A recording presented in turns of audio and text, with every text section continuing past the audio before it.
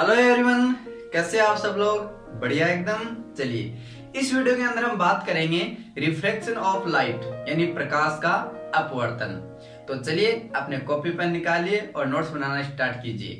तो देखिए, प्रकाश की जब परावर्तन की बात करें तो प्रकाश का परावर्तन क्या होता है कि जब कोई प्रकाश किरण किसी पृष्ठ पर आपतित होती है तो वो आपतन के पश्चात वो वापस उसी माध्यम में लौट जाती हैं। उसे हम क्या कहते हैं? प्रकाश का परावर्तन कहते हैं। और इसके अंदर जो प्रकाश किरण है वो जितने एंगल से आपतित होती हैं उतने ही एंगल से परावर्तित होती हैं। ओके, यदि हम अपवर्तन की बात करें तो अपवर्तन में क्या होता है, इसमें दो माध्यम होती हैं। देखिए, परावर्तन में तो वापस उसी माध्यम में लौट जाती हैं, लेकिन अपवर्तन के अंदर आपको दो माध्यम होंगे।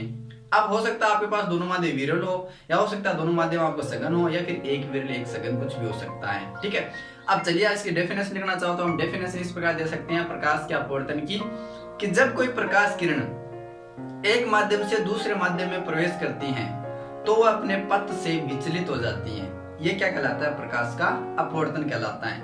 यानी वो एक माध्यम से दूसरे माध्यम में जब प्रवेश करेगी तो अपने वास्तविक मार्ग में न जाकर थोड़ी सी इधर उधर विचलित हो जाएगी। उसे हम क्या कहेंगे? प्रकाश का अपवर्तन कहेंगे। चलिए डायग्राम द्वारा हम समझते हैं। तो इस डायग्राम के अंदर देखिए, आपके पास ये कोई एक पृष्ठ है जो दो माध्यमों को यहाँ पर पृथक पृथक करता है। मान लीजिए ऊपर वाला आपका माध्यम जो है वो विरल माध्यम है और नीचे वाला माध्यम जो है वो सघन माध्यम है। विरल माध्यम का मतलब हुआ इसमें हवा है, जैसे निर्वात है, जिसके कण जो दूर दूर हो। यदि हम सघन माध्यम की बात करें तो इसमें जो आपके कण है, चाहे वो पानी हो चाहे कांच, उसके अणु पास पास हो, तो आपका कहलाता है सघन माध्यम। ओके, तो यहाँ देखिए विरल माध्यम है और यहाँ इसके सघन माध्यम है।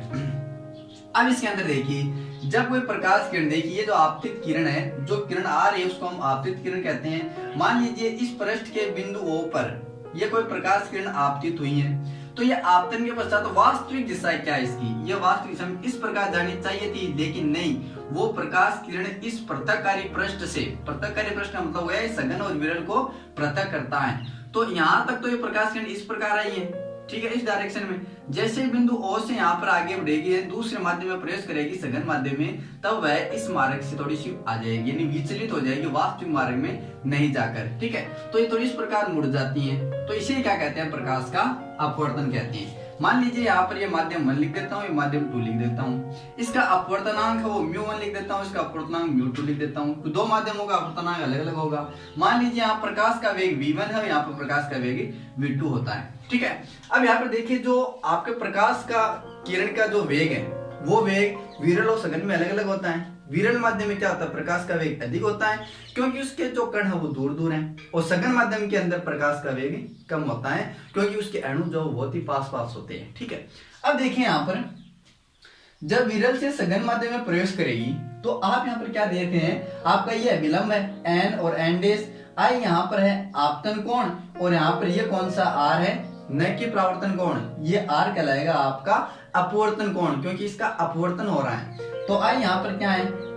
आपतन कोण, और r क्या? आपका अपवर्तन कोण, और दोनों माध्यम अलग अलग है। ठीक है, यदि यहाँ से देखिए प्रकाश किरण विरल माध्यम से सघन माध्यम में प्रवेश करती है, तब तो आप क्या देख रहे हो कि आपके पास n जो एंडेस अभिलंब है, इससे ये पास आ रही है। ठीक है, क्या आ रही है? पास आ रही है। लेकिन जब इस दूसरे डायग्राम के अंदर आप देखिए, यदि कोई प्रकाश किरण सघन से विरल माध्यम में आ रही है, तब वो प्रकाश किरण इस अभिलंब से दूर हट जाएगी। अभिलंब का मतलब ये n डैश जो है बिंदु O पर जो लंबवत है, इससे यहाँ तो आ रही है पास और यहाँ हट रही है दूर। यानी यहाँ पर आप नोट लगा के बात लिख सकते हो कि यदि कोई प्रकाश किरण विरल माध्यम से सघन माध्यम में प्रवेश करती हैं तो वो अभिलंब से क्या हो जाती हैं? पास आ जाती हैं। अभिलंब के पास आ जाती हैं क्योंकि लगा के आप लिख सकते हो, क्योंकि प्रकाश का वेग विरल माध्यम से सघन माध्यम में आने पर प्रकाश की किरण का वेग कम हो जाता है। ठीक है, और यदि हम इसमें बात करें कि जब कोई प्रकाश किरण सघन से विरल माध्यम में प्रवेश करती है तो प्रकाश किरण का वेग जो अधिक हो जाता है, क्योंकि सघन माध्यम तो प्रकाश का वेग कम होता है, और जैसे वो विरल माध्यम में आएगी प्रकाश का वेग अधिक हो जाएगा। ठीक है, तो ये इसकी डेफिनेशन थी कि जब कोई प्रकाश किरण एक माध्यम से दूसरे माध्यम में प्रवेश करती हैं तो वो प्रकाश किरण अपने पथ से विचलित हो जाती है। उसे प्रकाश का अपवर्तन कहते हैं। ये दोनों डायग्राम बना सकते हो, फिर दो बातें लिख सकते हो आप कि जब कोई प्रकाश किरण विरल से सघन माध्यम में प्रवेश करती हैं तो प्रकाश किरण अभिलंब की ओर झुक जाती हैं, क्योंकि प्रकाश का वेग सघन माध्यम में कम हो जाता है। यदि यहाँ बात करें तो तो प्रकाश किरण जो वो अभिलंब से दूर हट जाएगी, क्योंकि यहाँ पर प्रकाश का वेग जो वो अधिक हो जाएगा, विरल माध्यम में अधिक होता है। चलिए अब बात करते हैं हम इसके कुछ महत्वपूर्ण नियमों की। तो देखिए परावर्तन के अंदर भी हम 2 नियम पढ़े हैं। उसमें 2 नियम क्या थे कि आपतन कोण और परावर्तन कोण बराबर होता है, ठीक है। तो इसमें क्या पढ़ेंगे हम कि इसमें अपवर्तन का प्रथम नियम की बात करेंगे। तो इसमें अपवर्तन का प्रथम नियम होता है कि आपकी जो प्रकाश किरण आ रही है, ठीक है, और वो इस अभिलंब के साथ जो एंगल बना रही है 2, ये अपवर्तन कोण और ये आपका ये आपतन कोण और ये अपवर्तन कोण। तो आप लिख सकते हो इसके दूसरे नियम को कि इस अपवर्तन के प्रथम नियम के अनुसार आपके प्रकाश किरण का जो आपतन कोण है आ रही है, आपतन कोण की जा यानी आई की जा का मतलब हुआ साइन आई, जा साइन को जा कहते हैं, ठीक है। तो आपतन कोण की जा और अपवर्तन कोण की जा, आपतन कोण की जा और अपवर्तन कोण की जा का अनुपात क्या होता है, एक हमेशा कांस्टेंट होता है, या फिर कह सकते हैं अपवर्तनांक के बराबर होता है।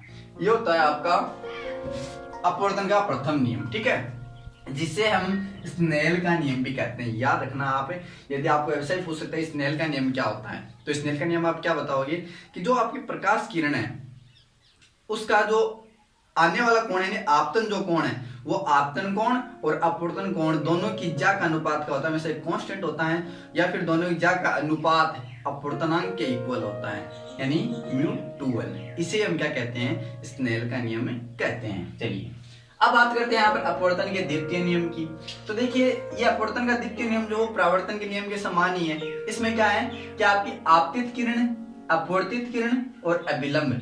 आपतित किरण, ये जो किरण आ रही है आपकी आपतित किरण, ये अभिलंब और ये अपवर्तित किरण, तीनों क्या होते हैं, एक ही तल में स्थित होते हैं। तो ये था आज प्रकाश का अपवर्तन क्या होता है, जिसमें अपवर्तन पढ़ा है कि क्या होता है, इसके डायग्राम को, और ये पथ से विचलित हो जाती है तो कब विचलित होगी, अभिलंब के पास कब आएगी और दूर कब आएगी। तो ये बातें हमने पढ़ी हैं और साथ ही इसके 2 नियम भी पढ़े हैं। अब बात करते हैं यहाँ पर अपवर्तनांक क्या होता है। यहाँ पर नाम आया ना अपवर्तनांक, तो वो समझेंगे कि अपवर्तनांक क्या होता है। चलिए गाइस अब बात करते हैं हम यहाँ पर अपवर्तनांक की। तो देखिए प्रकाश का अपवर्तनांक हम किससे कहेंगे, तो देखिए किसी माध्यम जैसे हवा है या फिर निर्वात है, हवा या निर्वात लेते हैं, तो किसी हवा या निर्वात में प्रकाश का वेग और किसी माध्यम में प्रकाश के वेग के अनुपात को हम क्या कहते हैं, अपवर्तनांक कहते हैं। यहाँ पे आप लिख लीजिए, किसी हवा या निर्वात में प्रकाश का वेग और किसी माध्यम में प्रकाश का वेग के अनुपात को हम क्या कहेंगे, अपवर्तनांक कहेंगे। और इसको हम फॉर्मूले से सिंपली लिख सकते हैं, म्यू का मतलब हो गया अपवर्तनांक, यानी अपवर्तनांक को हम किससे डिनोट करते हैं, म्यू से डिनोट करते हैं, और इसको लिख सकते हैं हम C/V। यानी C का मतलब हो गया कि किसी हवा या निर्वात में प्रकाश का वेग, और V का मतलब हो गया माध्यम में प्रकाश का वेग। हम जानते हैं हवा और निर्वात में, हवा को भी निर्वात मान सकते हैं, हवा में जो आपके कण है वो बहुत दूर दूर होते हैं, ठीक है, लेकिन वास्तव में तो नहीं होते, मान सकते हैं, ठीक है। तो ये इसका फॉर्मूला हो गया किसका, अपवर्तनांक का। या फिर आप नोट लगा के बात से लिख सकते हो कि म्यू सघन ग्रेटर देन म्यू विरल, यानी सघन माध्यम में हमेशा ही अपवर्तनांक क्या होता है, अधिक होता है, मैक्सिमम होता है, ठीक है, विरल की तुलना में। अब देखिए आगे माध्यम को हम ये भी लिख सकते हैं अपवर्तनांक को कि माध्यम 1 के सापेक्ष यदि हमें 2 का अपवर्तनांक लिखना है, आपके पास माध्यम 2 है, एक हवा है, एक निर्वात है, और दूसरे मान लो आपके पास कोई पानी है या कांच है, ठीक है। तो आपके पास 2 माध्यम है, तो यदि हम माध्यम 1 के सापेक्ष दूसरे का अपवर्तनांक लिखना है तो सिंपली हम कितनी तरीके से लिख सकते हैं, हम लिख सकते हैं μ/2l। इसका मतलब हो गया, समझ जाओगे यहाँ पे कि 1 का 2 के सापेक्ष अपवर्तनांक, ठीक है। या फिर लिख सकते हैं कि किताब में लिखा होता है 1μ2, ठीक है, यानी माध्यम 1 का 2 के सापेक्ष अपवर्तनांक, ठीक है। या फिर लिख सकते हैं μ2/μ1 लिख सकते हैं। इसका भी मतलब सुनिए कि 1 का 2 के सापेक्ष अपवर्तनांक, या फिर v1/v2, ये भी तो प्रकाश का वेग ही तो है, ठीक है, जो आप जो फॉर्मूले में पढ़ा है। या फिर सिंपली हम लिख सकते हैं कि sin I/sin r, जो हमने स्नेल का नियम भी पढ़ा था, और μ21 लिखा था, μ21, और 21 को हम ये लिख सकते हैं तो μ2/μ1, ठीक है। या फिर हमें इसको वज्र गुणा करके भी लिख सकते हैं μ1 sin I = μ2 sin r। ये होता है आपके प्रकाश का अपवर्तनांक क्या होता है। तो हमने अपवर्तन की बात की, समझा क्या होता है, और अपवर्तनांक की बात की है। देखिए अब बात करें अपवर्तन का उपयोग या फिर अपवर्तन के उदाहरण यदि समझे, तो उदाहरण आपने छोटी क्लास में पढ़े होंगे, 10th क्लास में आ जाते हैं कि तारों का टिमटिमाना। तारों का टिमटिमाना किसका उदाहरण है, आपका अपवर्तन का है, या फिर दूसरा उदाहरण देखना चाहो तो आपका सूर्य जो है वो सूर्य उदय से पहले और सूर्य अस्त के बाद भी दिखाई देता है आपको। इसका कारण भी क्या है? प्रकाश का अपवर्तन है। किसी पात्र में पानी रखा हुआ है और उस पात्र का पेंदा जो ऊपर उठा हुआ दिखाई देता है, वो भी किसका उदाहरण है? अपवर्तन का उदाहरण है।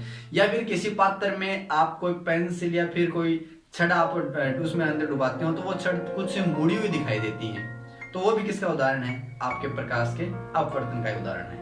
तो ये थी बातें हमारे प्रकाश के अपवर्तन के बारे में। नेक्स्ट वीडियो में हम बात करेंगे एक कांच की स्लेब से अपवर्तन और एक पूर्ण आंतरिक परावर्तन, जो बहुत ही मोस्ट इंपॉर्टेंट टॉपिक है। तो फिलहाल आज के वीडियो में इतना ही। आई होप कि आपको वीडियो पसंद आया होगा। वीडियो पसंद आए तो लाइक, अपने दोस्तों तक शेयर करें।